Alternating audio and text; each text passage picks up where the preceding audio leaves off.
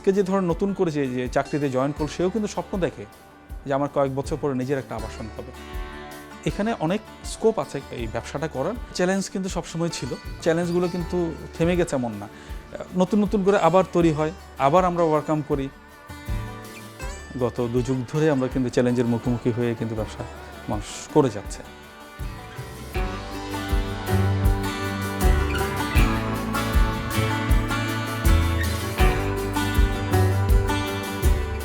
প্রথম আলো আবাসন মেলা এটা 7ম আয়োজন। আমরা প্রথম বছর থেকেই আপনাদের সাথেই আছি।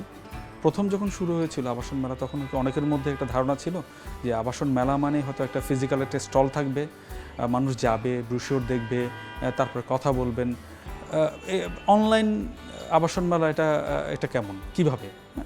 বাট আমরা যে কনফিডেন্সটা আমরা পেয়েছিলাম যে প্রথম আলো আবাসন মেলা আয়োজন করছে। সো প্রথম আলো আয়োজন করছে মানে আমরা সবসময় বলে থাকি প্রথম আলো মানে ভালো কিছু, নতুন কিছু।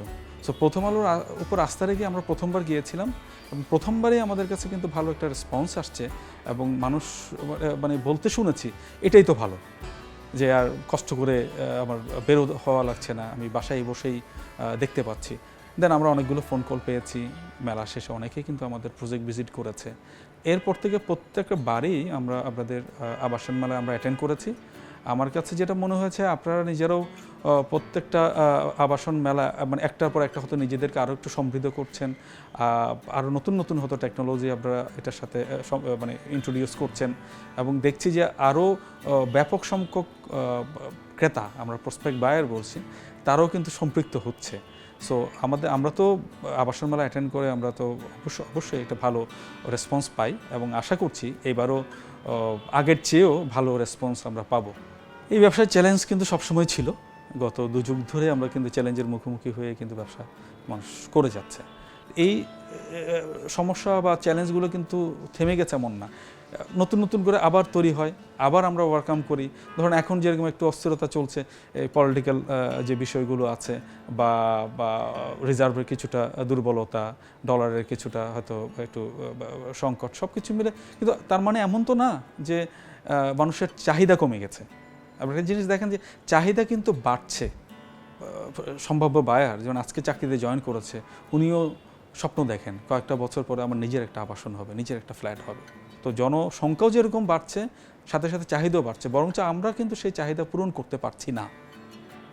তো এখানে অনেক স্কোপ আছে আপনাদের এই ব্যবসাটা করার, কিন্তু এই চ্যালেঞ্জ যখন আসে আমরা সবসময় চাই রিহ্যাব থেকে এবং বিভিন্ন সংগঠন থেকে আমরা চাই যে সরকার আমাদের প্রতি একটু মনোযোগী হোক। তা আমরা চাইবো যে এই সময়টা এসে যে বিভিন্ন সুযোগ সুবিধা দিয়ে বিভিন্ন ম্যাটেরিয়ালসের দাম যদি গভর্নমেন্ট একটা সহনীয় পর্যায়ে আনতে পারে, তাহলে আমরা অ্যাপার্টমেন্টও কিন্তু প্রাইস এখন যা আছে তার চেয়ে হয়তো আমরা আরেকটু সহনীয় পর্যায়ে নিয়ে এসে ক্রেতাদের কাছে আমরা উপস্থিত হতে পারবো এবং আরও ভালো মানের আমরা ফ্ল্যাট বানিয়ে কিন্তু ক্রেতাদের হস্তান্তর করতে পারবো।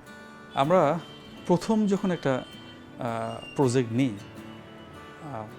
সে সময় থেকে আজও যেখানে যেখানে আমরা প্রকল্প আমরা সাইন করেছি, আমরা সবার প্রথমে গুরুত্ব দিয়েছি আমার সম্ভাব্য ক্রেতাকে, যে উনি কী চায়। আপনি দেখবেন আমাদের সাথে যদি ধরেন অন্য যে কোনো কোম্পানির কাজের কোয়ালিটি, আমাদের ফ্লোর প্ল্যান, সেগুলো যদি কম্পেয়ার করেন কাজের কোয়ালিটি, সেটাও না, ধরেন ক্লায়েন্টের আমাদের যারা প্রসপেক্ট ক্লায়েন্ট বা যারা আমাদের এখন বর্তমান ক্লায়েন্ট আছে তাদের সাথে যদি কথা বলেন, তারাও কিউবের কথা বলবে যে ওরা সবসময় সময়ের সাথে তাল মিলিয়ে চলে, যে এখন মানে ক্রেতারা কী চাচ্ছে বা কয়েকটা বছর পরে তাদের চাহিদা কী হতে পারে। আমরা এমন কিছু প্রজেক্টের ফিচারগুলো অ্যাড করেছি, হয়তো সেই টেকনোলজির চাহিদা এখনও বাংলাদেশে তৈরি হয়নি, হয়তো কয়েক বছর পরে কিন্তু বাংলাদেশে আসবে। সেই বিষয়গুলো কিন্তু আমরা মাথায় রেখে কিন্তু আমরা প্রজেক্ট ডিজাইন করেছি, সেই ফিচারগুলো কিন্তু আমরা কিন্তু ইনস্টল করছি। সো আমরা সবসময় চাই যে আমার ক্রেতা আগামীতে কী তার প্রয়োজন সেটা আমরা এখন থেকেই ভাবি এবং এখন থেকে আমরা এটার উপর কাজ করছি। কিউব হোল্ডিংস যেখানেই প্রজেক্ট নিয়েছে সবসময় তার একটা ল্যান্ডমার্ক প্রজেক্ট করার চেষ্টা করেছে। আমি এক এক করে যদি বলি, তো ধরেন হ্যান্ডওভার প্রজেক্টগুলোর মধ্যে যদি বলি, বসুন্ধরায় আমরা 10 বছর আগে কাজ শুরু করা একটা প্রজেক্ট হ্যান্ডওভারও দিয়েছে, 5 বছর হয়ে যায়। বনকুন্তলামে একটা প্রজেক্ট আছে, সেটা এখনও মানুষ দেখতে যায়। হ্যাঁ, আবার উত্তরাতে একটা নতুন করে প্রজেক্ট আমরা হ্যান্ড ওভার করলাম সুপ্রভাত, সেটাও কিন্তু এখন মানে আমি বলবো যে আলো ছড়াচ্ছে, যে মানের প্রজেক্ট হয়েছে এটা মানুষ দেখতে যাচ্ছে, শিখতে যাচ্ছে কিভাবে প্রজেক্টটা হলো। সেম ধরুন আমরা বনানীতে যে প্রজেক্টটা আছে এখানেও কিন্তু অনেকেই আসেন, দেখেন যে ফায়ার স্টারটা সামনে বা এই ছোটো একটা জায়গার মধ্যে 15 তলা বিল্ডিং, এটার লোড ক্যাপাসিটি কি, ডিজাইন কে করেছে, স্ট্রাকচারাল কার, আর্কিটেকচারাল কার, এবং এটা থেকে দেখেও আরও আশেপাশে দু একটা প্রজেক্ট ডিজাইন হয়েছে সেরকমও কিন্তু উদাহরণ আছে। সো আমরা যেখানেই কাজ করছি সেটাখানেই আমরা একটু নতুনতা আনার চেষ্টা করি, প্রত্যেকটা প্রজেক্টকে আমরা একটা বিশেষভাবেই নিই এবং আমাদের প্রজেক্টগুলো কিন্তু ইউনিক হয়, একটার সাথে একটা কিন্তু কপি হয় না, মানে প্রত্যেকটা প্রজেক্টেরই একটা বৈশিষ্ট্য থাকছে। আমরা প্রথম আলোর আবাসন মেলার প্রথম বছর থেকেই আমরা প্রথম আলোর সাথে আছি, এবার 7ম আয়োজন। তো আমরা প্রথম থেকে দেখেছি, আমরা প্রতি বছরই আমরা দেখছি যে প্রথম আলো নিজের আয়োজনকে নতুন নতুন ফিচার মানে অ্যাড করছে এবং গ্রাহক সংখ্যা কিন্তু বাড়ছে।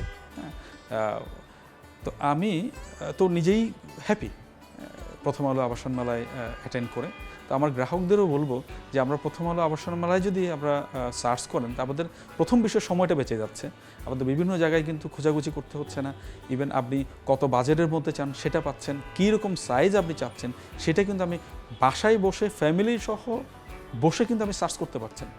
করে দেন আপনি স্পেসিফিক ওই প্রজেক্টের জন্য ওই ডেভেলপারকে আপনি হচ্ছে গিয়ে নক করছেন, তখন কিন্তু কাজ আবার কমে যাচ্ছে। নতুবা অনেকটা দেখেছি মাসের পর মাস, বছর পর বছর ঘুরতে ঘুরতে কিন্তু আমাদের সময় নষ্ট হয়ে যায়। সো প্রথম আলো আবাসন মেলাকে ধন্যবাদ যে আপনারা এরকম একটা আয়োজন করে যাচ্ছেন। এখন এতে করে আমরা তো ভালো রেসপন্স পাচ্ছি, পাশাপাশি দেখছি যে না, সম্ভাব্য ক্রেতারাও বলছে যে এই আবাসন মেলার মাধ্যমে আমার সময় কমছে এবং এই মেলার তারা উত্তরোত্তর সমৃদ্ধি কামনা করছে। আমিও প্রথম আলোর সাথে শুরু থেকে ছিলাম, এখনও আছি, ভবিষ্যতে প্রথম আলোর এরকম ভালো কিছুর সাথে আমি থাকবো সেই আশাবাদ ব্যক্ত করছি।